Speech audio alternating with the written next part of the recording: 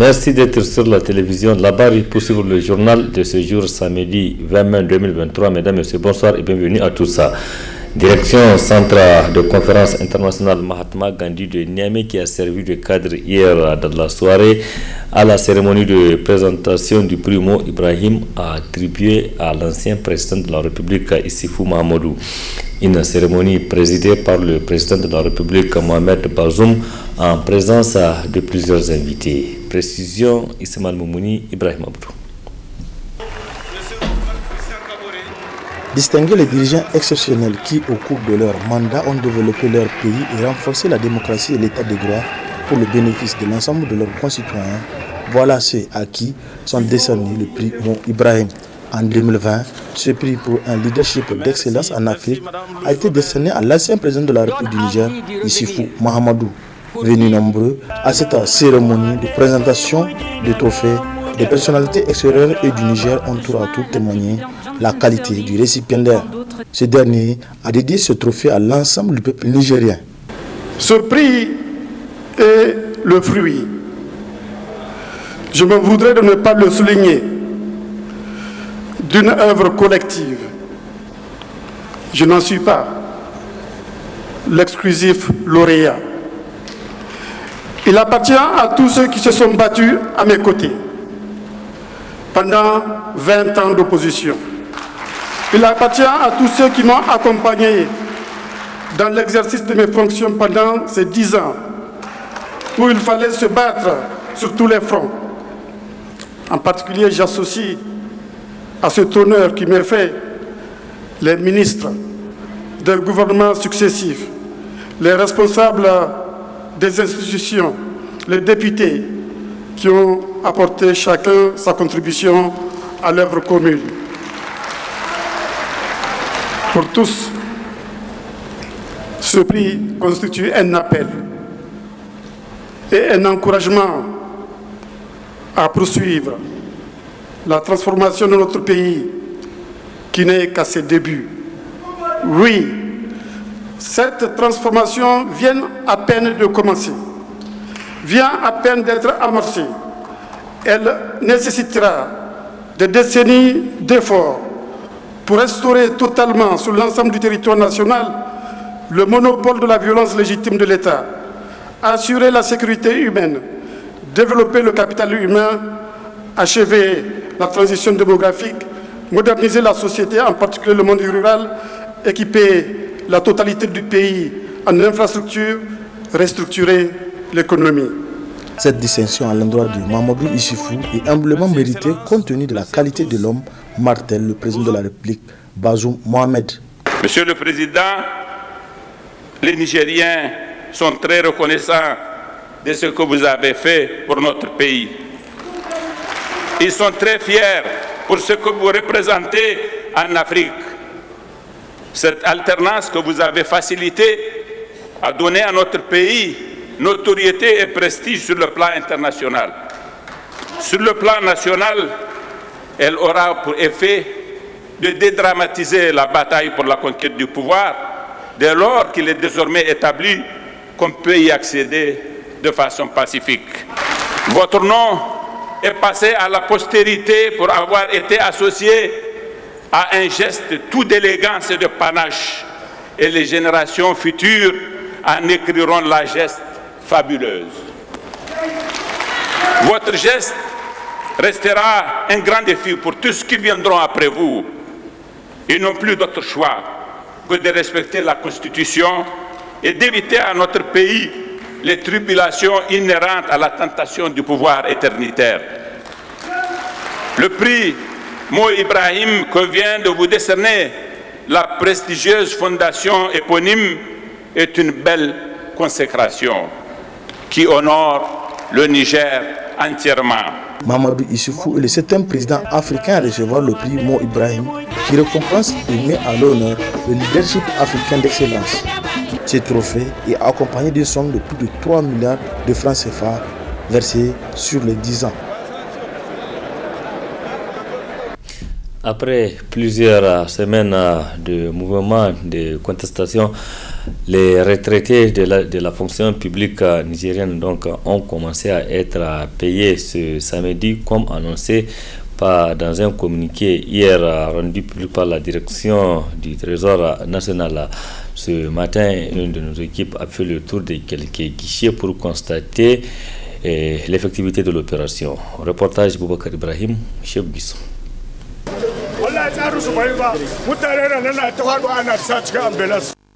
Après publication du communiqué de la direction du Trésor et de la comptabilité publique, les pensionnés ont envahi les locaux des différentes mairies de la ville dans l'espoir de percevoir leur dû sans aucun accroc. Mais malheureusement, ils n'étaient pas au bout de leur peine. L'opération de paiement est certes effective telle qu'est annoncée par les dits communiqués, mais c'est à la solde d'une organisation qui n'a rien d'humain. À notre arrivée sur les lieux, c'est un spectacle assez décevant qui se dessine. Les vieillards sont entassés, assis à même le sol, et d'autres depuis 6 heures du matin sont dans l'incapacité de retrouver leur nom sur la liste préétablie. Il n'y a pas d'ordre. Et ça, je le dis, et même demain. Parce qu'il y a des numéros de 0 à temps. On devrait faire ce numéro-là, numéro. Ce guichet, c'est de numéro temps à temps. Ce guichet, c'est de numéro temps à temps. On ne peut pas se tromper. Mais il y a eu un mélange qu'on ne peut même pas reconnaître. Voilà. Et vous voyez ces pauvres gens-là, assis ici, ça fait pitié. Moi, je suis âgé, c'est vrai. Mais il y a plus âgé que moi. Il y a beaucoup qui ont perdu connaissance ici, dans cette maison-là. C'est vraiment triste. Il faut qu'on revoie encore comment faire. Mettre de l'ordre. Payer tout ce bon monde-là pour que tout le monde parte à la maison. En bonne santé, ça ne va pas. Les cadres du Trésor sont débordés. Ce que nous conseillons, il faudrait multiplier les guichets. Et en multipliant les guichets, cela ne suffit pas. Il faudrait prévoir une ambulance près du Trésor parce qu'il y a des gens plus âgés que nous qui suffoquent. Il fait 42 degrés. Il faudrait des caïds comme nous pour tenir. Donc, il faut prévoir un dispositif sanitaire. Et c'est salutaire de payer samedi et dimanche. Il y a une certaine lenteur, mais la lenteur est due au nombre insuffisant des guichets. Il n'y a que 5 guichets pour plus de 4000 personnes. Pour déplorer les conditions dans lesquelles ils sont assujettis, des pensionnés n'ont pas manqué de proférer des Allaya Issa et des Irnani Dirkoy. Pour d'autres, ces histoires de paiement sont juste des manœuvres pour les empêcher de tenir la marche qu'ils avaient déjà prévue. À rappeler enfin que pour un État avec un régime dit démocratique, le Niger est vraiment particulier. Cette opération donc de paiement est prévue pour se poursuivre jusqu'au demain dimanche sur l'ensemble du territoire national.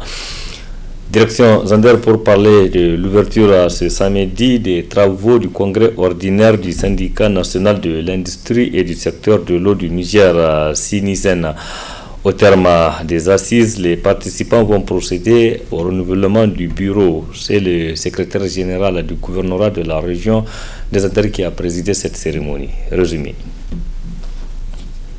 C'est la capitale du Damagaram que le syndicat national de l'industrie et du secteur de l'eau au Niger, SINISEN, a choisi pour tenir son 4e congrès ordinaire du 19 au 21 mai 2023 sur le thème « Rôle et responsabilité du SINISEN à la culture d'entreprise au sein de la société d'exploitation des eaux du Niger, SIN ».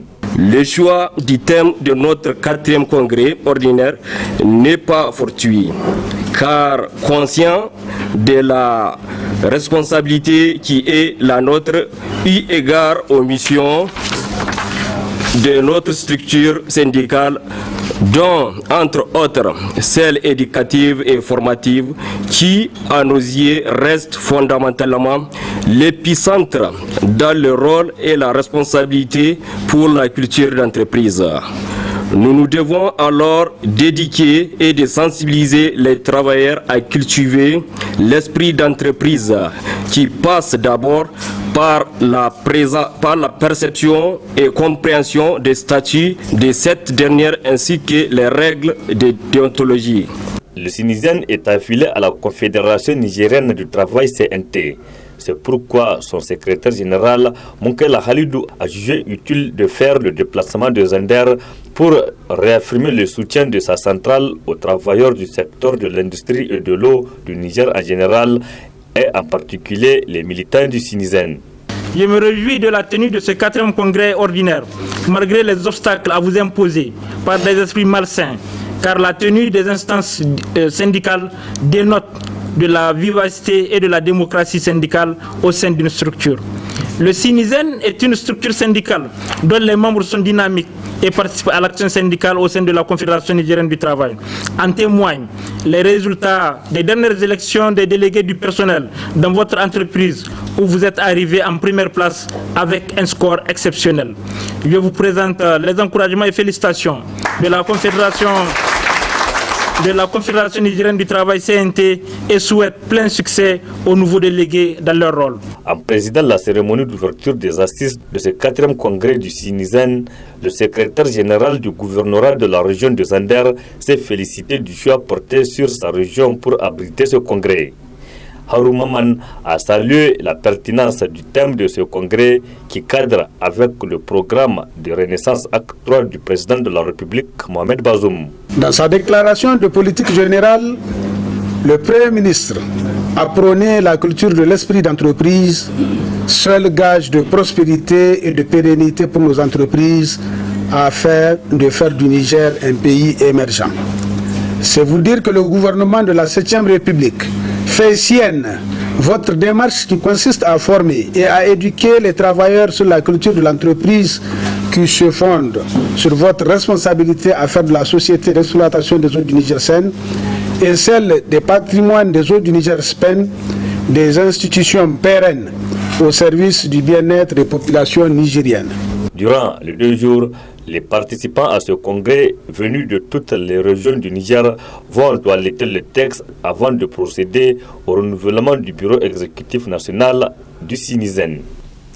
Retour ici à Niamey et précisément au quartier Taladji de Niamey pour parler de cette cérémonie de gradation de Ibrahim Sita en tant que chef de la confrérie Tijania. Il y avait à cette occasion de nombreux leaders religieux venus de toutes les contrées du pays, nous rapportent Hamza Sakou et Abakar Saleh. Ils sont nombreux les leaders religieux, parents et adeptes de Tidjania à partager ce moment de gloire avec Ibrahim Sita de Taladji. Il s'agit de la cérémonie de son accession au grade de cheikh, et cela sous la bénédiction des grands cheikhs. C'est une cérémonie de lecture du Coran à l'occasion de la gradation de notre neveu Ibrahim Sita, qui a été désigné par le cheikh Arsimi Aboubakar Moussa comme calife ici, cheikh de la région de Taladji. Voilà, donc il a organisé une lecture du Coran pour consacrer cette nomination. Pour sa famille, cette consécration est méritée. Nous le connaissons bien. Il a étudié au Mali. Il a fait la lecture du Coran par mémorisation. Donc il a tout le Coran dans sa tête. Il a été l'imam de plusieurs mosquées ici à Niamey. Et c'est quelqu'un de très concentré et de très calme, qui a vraiment les qualités pour être un dirigeant religieux. Donc si maintenant on le consacre pour ça, c'est très bien. Nous sommes très contents en tant que membres de la famille de l'encourager, de le féliciter et de nous réjouir de cette nomination. La lecture du Saint-Coran et plusieurs prières ont rehaussé l'éclat de cette cérémonie, ayant pris fin avec une fatia pour le pays. Merci Hamza Sakou. Parlons à présent de l'entretien bucco-dentaire, autrement dit entretien de la bouche et des dents. Une chose conseillée par les médecins dentistes, car les dents sont sensibles et jouent un rôle très important. Notamment, elles facilitent à l'estomac de broyer les aliments sans grande difficulté. C'est ce que vous allez voir dans ce reportage signé Ismaël Moumouni et Sadou Doumi. Organes composés d'émail, de dentine et d'une pulpe enchâssée dans la mâchoire, les dents servent à couper, déchirer et mâcher les aliments. Malheureusement, beaucoup de gens n'accordent pas trop d'importance à l'hygiène bucco-dentaire. Les dents facilitent le travail au tube digestif parce que la première mécanisation commence à partir des dents, la mastication des aliments, avant d'envoyer ça au tube digestif. Tant que les dents n'ont pas fait leur travail, le tube digestif ne peut pas travailler. Donc les autres organes ne pourront pas travailler. Il y a beaucoup de maladies, il y a les caries, il y a les pulpites, il y a ce qu'on appelle le noma aussi, c'est une maladie de la santé bucco-dentaire. Le brossage des dents a une technique bien déterminée, comme en atteste la spécialiste. Le brossage, c'est la technique. Vraiment la technique, puisqu'on peut se brosser les dents avec ce qu'on appelle le bâtonnet couramment en germain cossi. Si la technique est bonne, ça marche. L'essentiel, c'est d'avoir la bonne technique. Donc, je peux vous montrer à partir de mon modèle. Ça, c'est un macro-modèle, comme on l'appelle. C'est la bouche humaine en plus grand. On la divise en 4 parties, haut et bas, droite, gauche. Donc, généralement, il faut se brosser du rouge vers le blanc. Pas en sens inverse. C'est-à-dire, il y a des gens qui ont tendance à faire comme ça. Non. Il faut toujours balayer du rouge au blanc pour que les nourritures qui s'incrustent entre les dents puissent sortir. Et il ne faut pas soulever la gencive. Donc, il faut aller toujours comme ça. Voilà. Et un bon brossage, comme on le dit, c'est très long. Ça doit durer 3 minutes. En bas, du bas vers le haut. Et en haut, du haut vers le bas, comme on dit. Sans oublier l'intérieur, toujours la même technique. Là, pas oublier les faces occlusales. Là, tu peux faire un va-et-vient, c'est pas un problème. Pour éviter toute maladie liée à la gencive, il faudrait brosser les dents et la langue après chaque repas, mais aussi avant de dormir et au réveil. Il est également conseillé aux gens de s'y rendre chez les dentistes au moins 2 fois par an. Merci Ismaël Mouni. Ils sont de plus en plus nombreux au niveau des grands carrefours de Niamey où ils exercent leurs activités. Ce sont ces enfants dont certains ont abandonné les bancs de l'école du fait de la situation d'insécurité dans leur localité pour venir ici à Niamey. Ces enfants vendeurs mènent leurs activités tout en s'exposant à tous les risques. Reportage Nafissa Yahaya, Ibrahim Abdou. Alors que certains de leurs camarades sont dans les classes pour étudier, ces enfants dont l'âge varie entre 12 et 15 ans sont sur presque tous les carrefours de la ville de Niamey pour exercer un métier.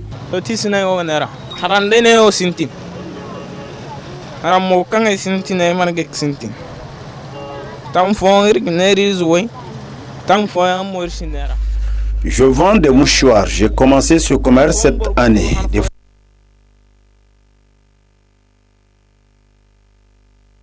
Pas et j'ai laissé pour exercer ce commerce.